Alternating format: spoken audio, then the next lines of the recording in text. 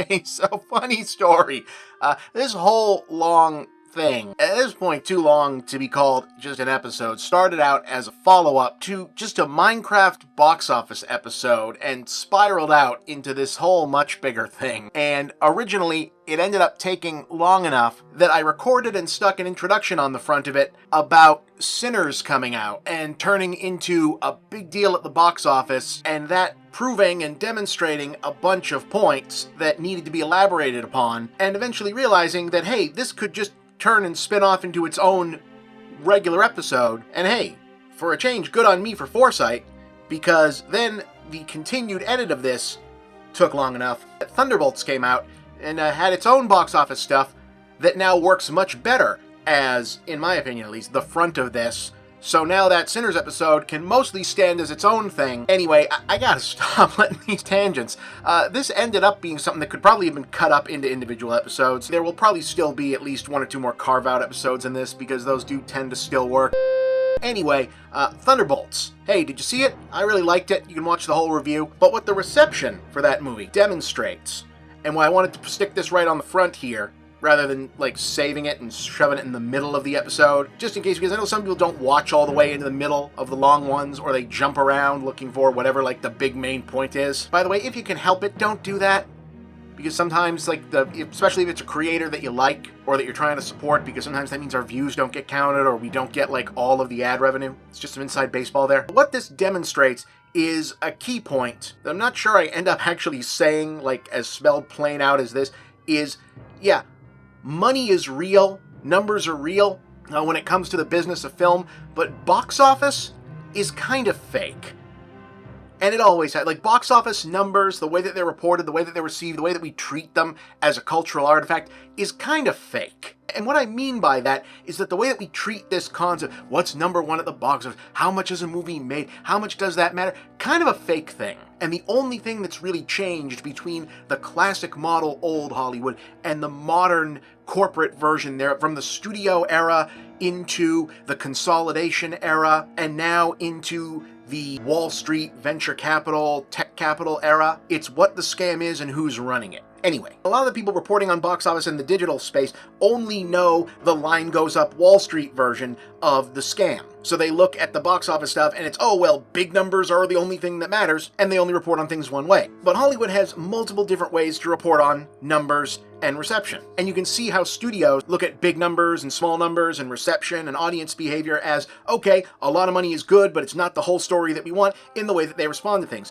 Which is where you get a movie like Sinners, which is just crushing it at the box office, making piles of money, and didn't really cost a giant amount to make. You would think Warner Brothers would be doing somersaults about this, but the business deal they made is much more favorable to the filmmaker than it is to the studio on that one, so you can see the studio and the entertainment press, much of which they have a vested stake with, are either downplaying or yeah-butting about that one. On the other hand, we have Thunderbolts. Again, a good movie, a movie that I think deserves the praise that it's been getting as probably the best Marvel movie that's been put out in quite a while. If you watched only the reporting on it, just reception, general buzz, the immediate rush to play the, hey, new Avengers thing as, yes, a gimmick that they were clearly going to launch all along. This was the plan. This is what they were going to do immediately after it came out. It's the whole gag. It's a gag that they've been building to through this entire phase, heading into Avengers Doomsday. If you only went by the tone of the buzz and the way that the media rollout of Thunderbolts is now called New Avengers, and we're heading full steam ahead into Fantastic Four, which we think is going to be a big movie, and we've got 2 more Avengers movies coming out. Hey, Marvel's back, guys. You would think that they had really turned this around, and that what has been presented as Marvel box office trouble, which really hasn't been, they've been performing about the way action movies have performed post-COVID, but you would think from the tone of the New Avengers retitle rollout and such that Thunderbolts was like a significant big bump up from the reception for, say, Captain America Brave New World. Here's the thing, these movies had about the same box office. In fact, Captain America Brave New World did a little better. It had a holiday weekend, yeah, but these movies performed about the same. The difference is the reviews on Thunderbolts were much better. The audience reception was much better. The momentum heading into the next several Marvel films that they've projected are going to be a big turnaround are much better. And so they're leaning into the momentum. So you can tell when a studio gets caught by surprise versus when they have a plan and a trajectory and they stay on it no matter what the on-the-ground situation actually is. Because Thunderbolts has the story that it has, tells the story that it does, and ends the way that it does. because Thunderbolts. This is okay, but Avengers, we don't know about that, and there's probably going to be some sort of thing about it, has been the plan for that movie and the plan for these next couple movies all along. So yeah, just some current box office stuff to consider. Here is the rest of the original video, rewinding back to the Sinners talk, and starting up before I have to delay this any further. In 3, 2, go! You would think that the reporting on this would be, wow, Warner Brothers has another big hit. They're actually maybe going to pull their asses out of the fire between this, Barbie, and the James Gunn Superman movie, which is probably going to be a big hit. God, I hope that's a big hit, otherwise we're never going to hear the fucking end of it. Maybe Warner Brothers, the biggest disaster of a business in Hollywood right now. The actual company that's about to fall apart. Despite what you may hear from YouTube, where apart from me and a couple other sources on this site, basically nobody knows fucking anything on this godforsaken platform about box office or the business of film. The reporting across, and I'm not even an expert on anything. I don't know real shit about anything. If I did, I'd be working for like a television station or a newspaper or something real. So that tells you how strong the discourse on YouTube about box office actually is, and the business of film actually is. It's dog shit. That one of the smart people about the film business on this godforsaken site is me. But anyway, the reporting on how Sinners has done, it comes with all of these caveats and worries and hand-wringings, and it's exclusively because Ryan Coogler secured himself a really good get my rights back after a certain amount of time deal to this movie that makes the studio, first off, is the kind of deal that you only get when you have done a really good job and made a bunch of other studios money, that you can then go to Warner Brothers and say, okay, I'm going to make this big movie for you, but you're going to secure a really good bag for me. But it has made a lot of other studios and business people and agents and people with money who are in charge of making sure that filmmakers only have so many rights to their work very, very nervous. So clearly the call has gone out to the sycophantic entertainment media press to make this only sound like such good news, a certain level of good news. It can only be good enough news, lest other filmmakers get the idea that they have more power than they think they might otherwise have. So just, I'm going to move on to the rest of this as had been scripted, as had been edited, as has already been discussed. But keep that in your head, under your hat, as a, oh yeah, this is always going on in the back of it when you're watching the rest of this video, and as you're watching the story of how good Sinners is done, what kind of legs that movie's going to have, because it's going to have them. It's that good. As you watch the industry try to act like a genuine box office phenomenon is only just kind of one. And remember that the numbers do not tell the whole story. Because especially in this age of tech bro capitalism and Wall Street venture capital control of the studio system, trying to tell people that it's all about numbers, analytics, lines going up, that numbers never lie. Yeah, that's true. But people lie about numbers. So on the last most recent Big Picture, in the midst of what basically ended up being me taking over 15 minutes to essentially say whatever I or anybody else might have thought of a Minecraft movie, to plain fact that it's become a runaway box office mega hit in total defiance of not only negative reviews from professional film critics, but also in defiance of YouTube dorklords who are obsessed with it, massively downvoted trailer dislike score is an unqualified categorical good thing for the health of the movie business and global arts and entertainment as a whole, simply by acting as a reality check that YouTube rage click farmers, and especially YouTube quote-unquote data should never, ever, ever, ever, ever, ever, ever, ever, ever, ever, ever, ever, ever, ever, ever be taken in any way seriously as a measure of any goddamn thing. I said this about why I generally don't do box office content on this show or in my movie reviews unless it's somehow relevant. I don't really do box office episodes for the same reason that I don't do celebrity gossip episodes. It's just part of the entertainment media news business that I just don't like. I understand why it exists, but how much a movie makes, how much it earns, I understand why it should matter in the abstract, but it's not something that appeals to me. But it always gets tied into people talking about everything that has nothing to do with whether or not a movie is good, and it inevitably turns around into celebrity gossip stuff. And the thing is, it just almost never actually is relevant. And it's kind of the same reason, okay, one of the reasons, or at least I guess related to the reason that I don't really go on a lot of other people's podcasts that much, or engage with the podcast scene in general. It's the film world's main vector of debate me bro content, and I don't do debate me bro content all that much, and that's what all of that generally turns into. I'm not a debate guy. I don't like to watch debates, listen to debates. I don't do debates myself. It's just not my thing. That doesn't make sense. Discussion, argument, discourse, talking to people about disagreements, working stuff out, yeah, okay, sure, but debates, no. I don't do debates. Now, obviously, that's not the whole story. I do like to debate, but I just like to debate stuff that doesn't really matter, if that makes sense. Like, I'll debate comic book shit. I'll debate, can Spider-Man beat up Superman? Can Wonder Woman beat up Rogue? Assuming that she keeps the gloves on, otherwise that's kind of not like a fair fight. Godzilla versus Gamera. Gamera versus some other hypothetical. Gamera versus Bowser, for example, as like another turtle type guy. Star Wars versus Star Trek, a Star Destroyer versus the Enterprise, the Death Star versus a Borg cube. I don't debate important stuff. And the reason for that is that important stuff, real world stuff, politics, science, nature, right and wrong, morality, important stuff generally already only has one actual answer that has been proven out and decided. If I know it, or I can just look it up like in an encyclopedia, or just like look out my window, I don't need to debate it. I can just look for it. That doesn't need to be debated. It just exists. Like, the sky is blue. Evolution happened. The Garden of Eden did not.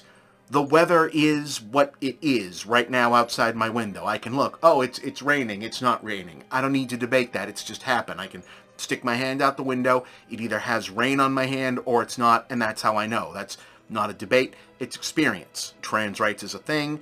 Gay rights is a thing. Civil rights is a thing, and it's good. Top to bottom, up and down. I don't debate my politics. My politics are correct because they're based on reality and truth and right and wrong, not based on superstitious invisible man living in the sky, magic book from thousands of years ago stuff. It's based on reality and reason. I don't do generally like pie in the sky ethical philosophy stuff unless I'm in a schoolroom philosophy debate setting. Ew, is that what I sound like with book stuff? Afraid so, Bri. Oh, God. Speaking in obvious cliches because reality is fairly obvious. It exists or it doesn't. And I don't debate things that exist or they don't. And to that extent, if someone insists on being wrong about super obvious things, if they insist that real things are not real or unreal things are real, I'm not going to change their mind. They're either stupid or they're nuts. And you can't change stupid or nuts people. It's not worth my time. It's a waste of time trying to fix a broken-brained person. Life is too short to try and deal with broken-brained people.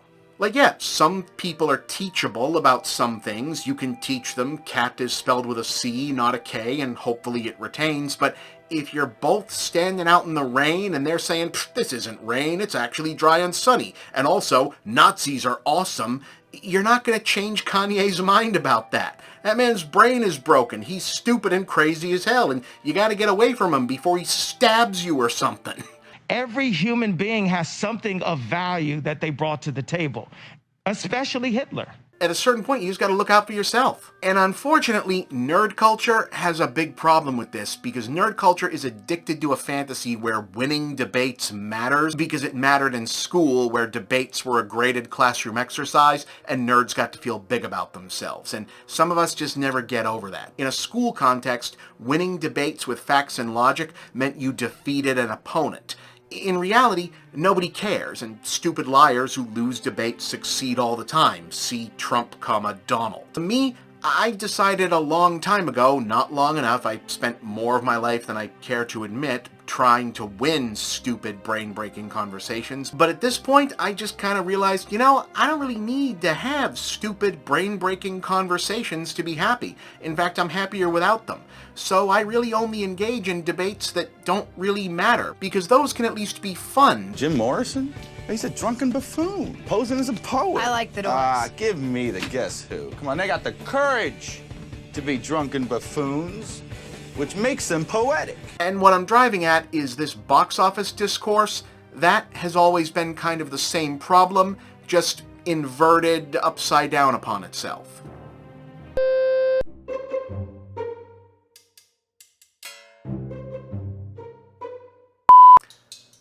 I recognize that's sort of a long walk to get from point A to B and then to C, D, and E, but look, YouTube videos have to be story structured now in order to, get people to watch to the point where these are monetizable. Which I'm sorry about, but we all have to eat.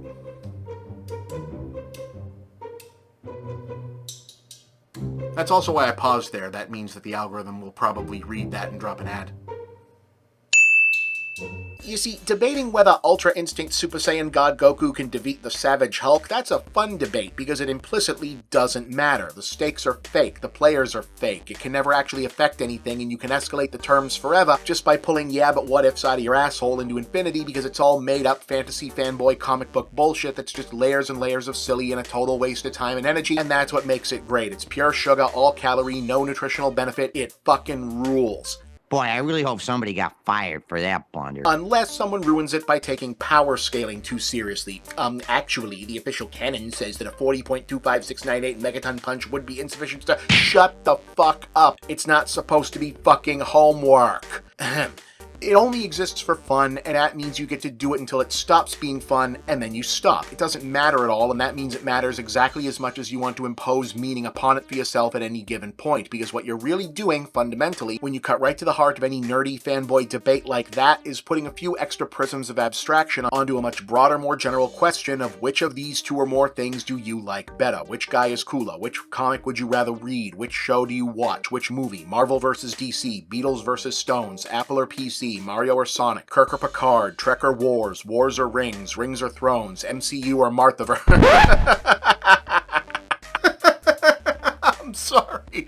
I'm sorry. I can't even fake that. Can you imagine, though? Anyway, point is, who would win is an abstraction of a subjective. What's better?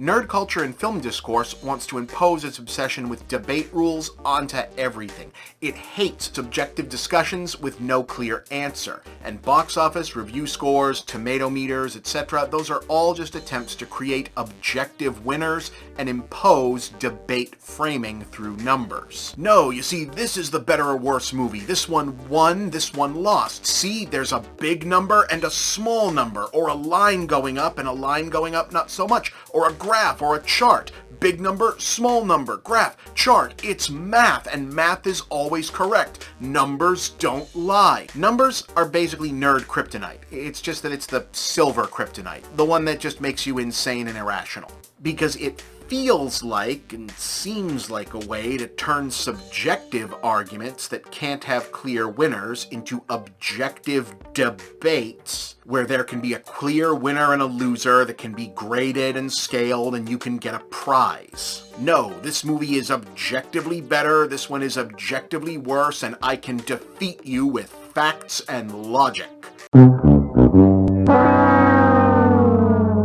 What it almost kind of makes me think of is, and this will be a nostalgia digression, if you'll permit me. When I was a kid, there was briefly these toys, and I don't even remember if this was ever actually popular. They were called Monsters in My Pocket. I'm sorry, will you please repeat that? And they were just these little rubber miniature things. They were almost like Muscle Man or Kinakuman Ultimate Muscle figures.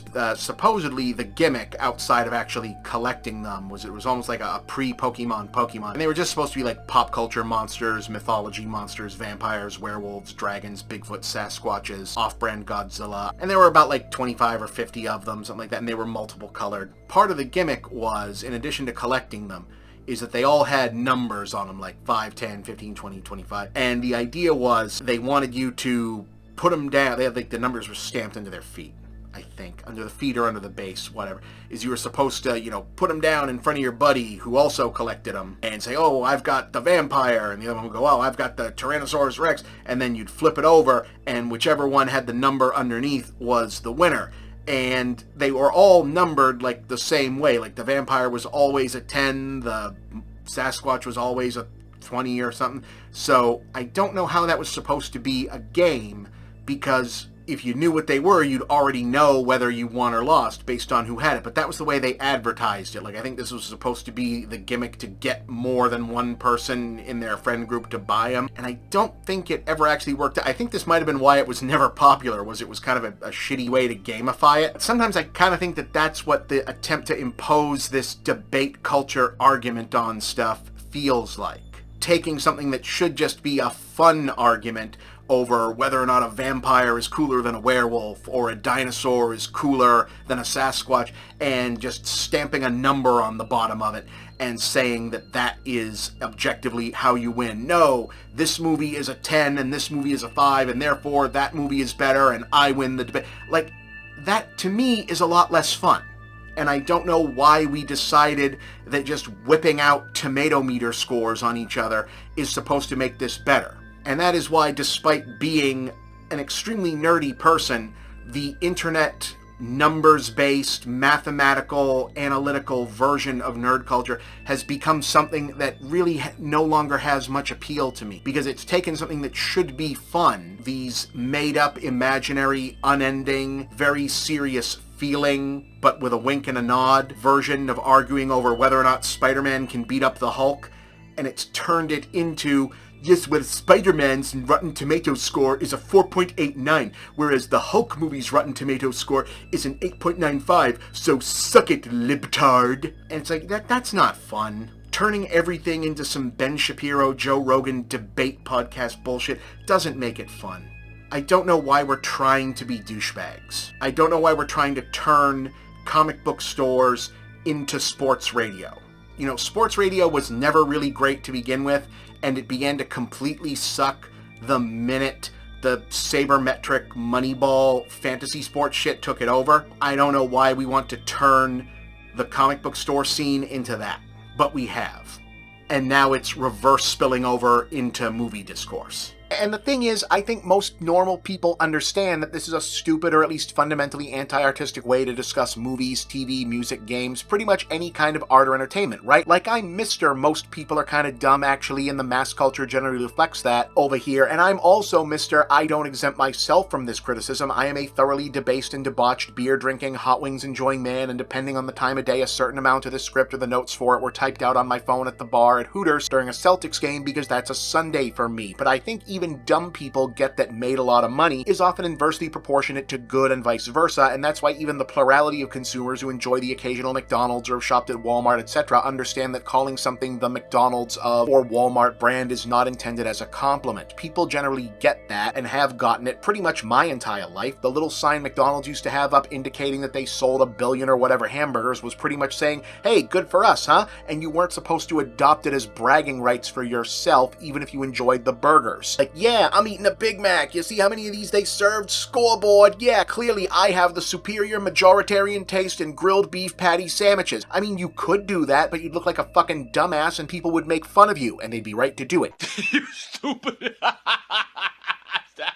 But nerd culture, especially in the age of the internet, desperately needs its debates, and more to the point, its debate culture in the form of comment sections and their hellspawn final evolution as social media, and those have proven to be the most monetizable thing that the ad-supported algorithmic modern web ever delivered to Silicon Valley's diseased doorstep, so debates will happen, and thus everything will be numbered, will be scored, and will have arbitrary math and equations and numbers assigned to it, and you will be made to argue about it, whether you want to or not. You will know how much Sonic 3 made over its first 4 days versus Sonic 2's first 3 days, which matters because Saturn was in retrograde and this was a leap year, and projections from analysts say that that means it has to parlay 8.729 times the maxifier to equalize the spread against Mufasa, which it's competing directly against despite multiple other things being in theaters for very real and specific reasons, and not just because the YouTube analytics all show reflexive spikes for any Disney IP in the thumbnail, so there has to be a conflict generated there somehow, and if this nonsensical babble sounds vaguely like sports betting metrics cynically being applied to the already shady enough business of farming culture war clickbait, don't be ridiculous.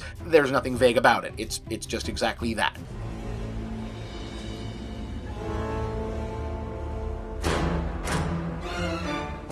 Oh hey, yeah, how did that Sonic vs. Mufasa thing that YouTube told us to be obsessed about work out, by the way? Would it shock you to know that both of those movies did pretty good, but like Mufasa actually did a lot better?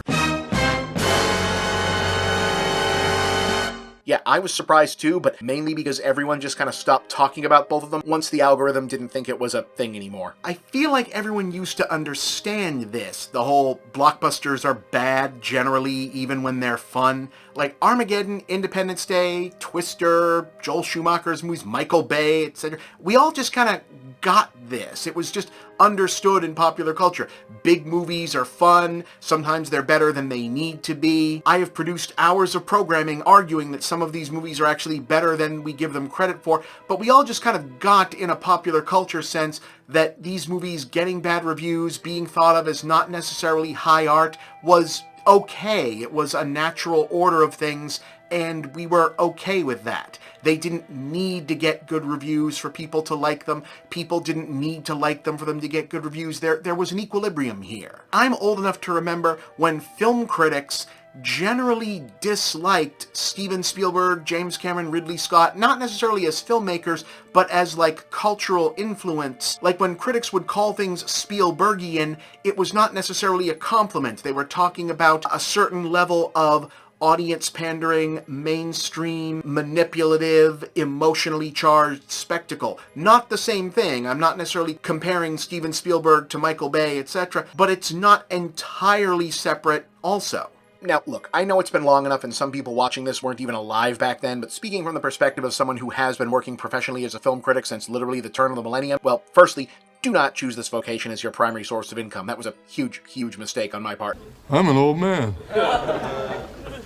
My life is really over.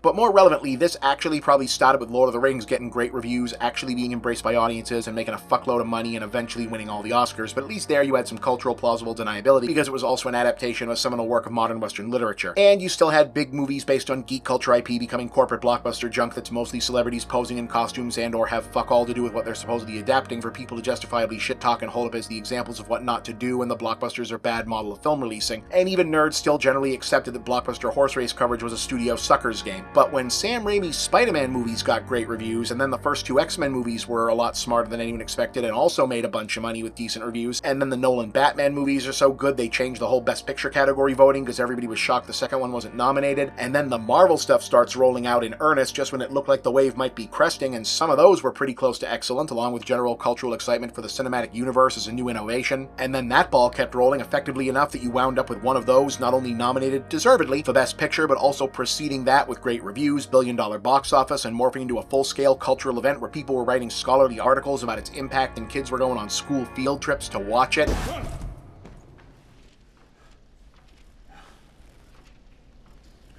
That was just about 20 years or more, an entire generation's worth of chronological time, some of y'all's entire lives acclimating people to a new normal where a gigantic box office take, mainstream audience embrace, and being a good movie by the standards of critics and mass media consensus was not only no longer a surprise when it went together, for big geek culture IP, it was expected. The whole paradigm basically flipped around on itself. Wait. So the big teased out thing that we can blame on Marvel and Disney after all this is that the movies were too good? That sounded so familiar. But also, pretty much, yeah. Also, it was good in a specific way that nerds wanted them to be, and that was the bigger deal. Good nerd movies also had big numbers. Nerds got used to them being able to use math to win arguments. And that was a bad consequence. Never give nerds numbers. We will abuse them. This whole geek era of Hollywood took over. Nerd culture felt that it had won. We got used to good reviews and box office for our movies, in quotes, and felt like it always had to line up. We basically had 20 solid years of the Marvel movies and big sci-fi movies and movies by nerd culture designated creators. Can you fucking imagine how much more insufferable this would be if Joss Whedon didn't have to go bye-bye? Nope. Stop talking, go to jail. Oh! And instead we'd still be hearing about the Whedonverse and the Whedon collective of creators running everything. We've pretty much had just a solid generation worth of films and television in a for nerds, by nerds style, getting good reviews, getting good box office, huge returns, and people from basically my cohort getting way too used to the idea that that's just how it's supposed to be. And now it's all over. Now, it feels like some of the normal balance has started to come back in, where a movie like, say, Minecraft is made more for just a mainstream audience, just sort of generically gesturing at whatever the hardcore fan base for its property is, and mainly aiming at the much younger, present moment fans of the property is, and people just can't seem to deal with that normality being in restoration. Now, I actually have a lot more to say about how and why that particular changeover happened in that particular era in terms of Marvel, etc., for good and ill, and even as I think my general presence and shape of my output here on the YouTubes may at some point in the future change, one thing I really want to do is actually lay out a case for what exactly that is, but it's a whole separate thing of its own, and I actually want to, announce and explain something about it. Nobody freak out, that's not the tease of a goodbye video. I don't make nearly enough money to retire from this. Think more like, hey, here's how many more subscribers or how much higher the Patreon would need to be to make a big project like that happen, okay? Okay, anyway, what I want to do right now is pivot a bit and clarify that I'm not saying there's no reason to ever talk about box office or how much money a movie makes or doesn't make at all. Obviously, it's a concrete reality of the film business and that's something you can talk about, just not for the reasons most people often do. Obviously, it doesn't have anything to do with whether or not a movie is good or not, and you probably didn't need me to tell you that waving around the amount of tickets your favorite film sold is a stupid thing to brag about unless you're an investor in the production and some of that money is coming back to you, in which case, different story, congratulations, may I have some. But there's also reasons that otherwise intelligent-seeming people give of following box office scores that don't really hold up either, like this means more movies like this will get made. I mean, sure, maybe in theory Hollywood likes to copy success, but that really depends on what someone thinks the success that's going to be copied is going to be, and more importantly, what they're actually able to do when they set out to execute it. When the original Batman from 1989 was a gigantic mega hit, like a bigger smash than anyone was anticipating in a way that completely rewrote what everyone assumed a blockbuster could look like or be based on, or how action stars could be cast, or who might be directing action movies heading into the 90s, you might have thought that the most cynical, lizard-brained Hollywood executive response would have been, across the board, hey, we should make more comic book superhero movies. And it wasn't, because Batman, while a superhero from a comic book, was not in the point-of-reference mindset of most older boomer and silent generation TV, film, and advertising executives who were still overwhelmingly in charge of studio greenlights at that point in time, primarily a comic book superhero. Batman, like Superman, had long ago graduated up from the strictly C-tier pop culture zone occupied by comic books. Batman and Superman were part of a general Americana, like Mickey Mouse or the Lone Ranger. They'd been in newspapers, movie serials, their own parents had known who Batman was, and there was that TV show in the 60s that was still probably the most popular, well-known version of Batman worldwide at the time. So the Tim Burton, Michael Keaton, Jack Nicholson Batman, instead of kickstarting the DCEU 20 years early, gives us two different waves of boomer nostalgia programming. Movies based on 50s and 60s TV shows, and movies based on comic strips and pulp heroes of the 30s and 40s, because executives read Burton's Batman more as a demand for that than as a demand for comics. And on paper, who would have told them any differently? Both their own experience, opinion, and what scant data existed to be applied would have told them that this made more sense. Before someone jumps up to say, but wait, physical comic sales were pretty huge in that era, especially compared to now. One, everything was bigger in print media in that era. But okay, true.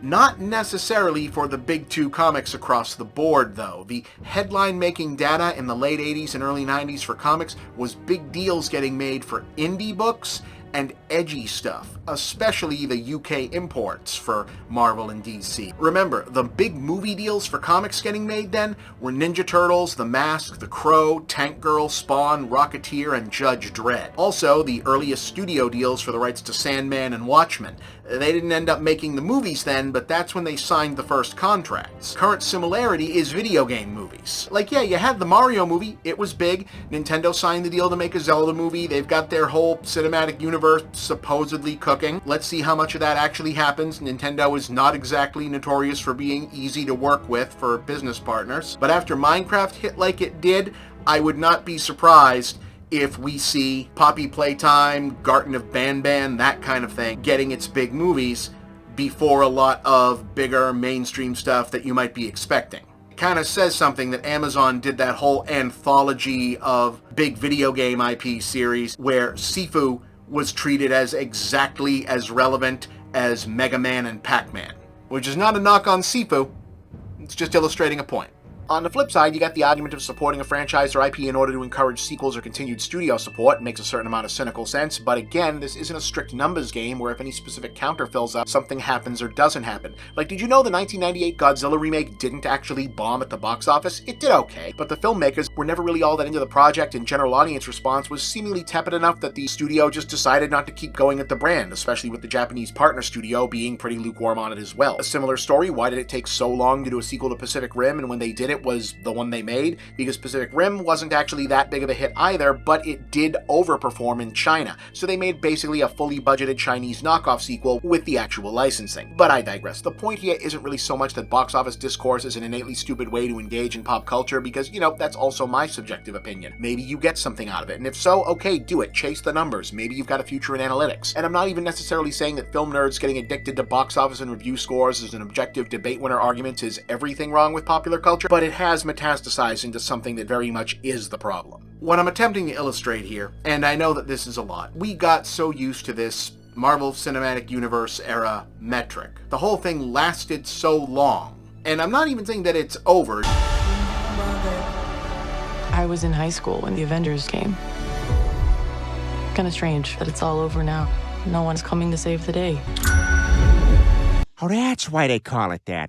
The peak of it stretched so long, felt so wide, and was so well established, and a big amount of the online-based pop culture media was so vast, people missed that it was an anomaly. The old guard of the entertainment press has been so thoroughly decimated, and the new guard of the entertainment press is now exclusively journalists and voices and platforms that came into being entirely during this period, that it doesn't feel like an anomaly. But as someone who was doing this before all of this happened, and will now probably be doing this after it, this was not the way things always were, and it's probably not the way things are always going to have been.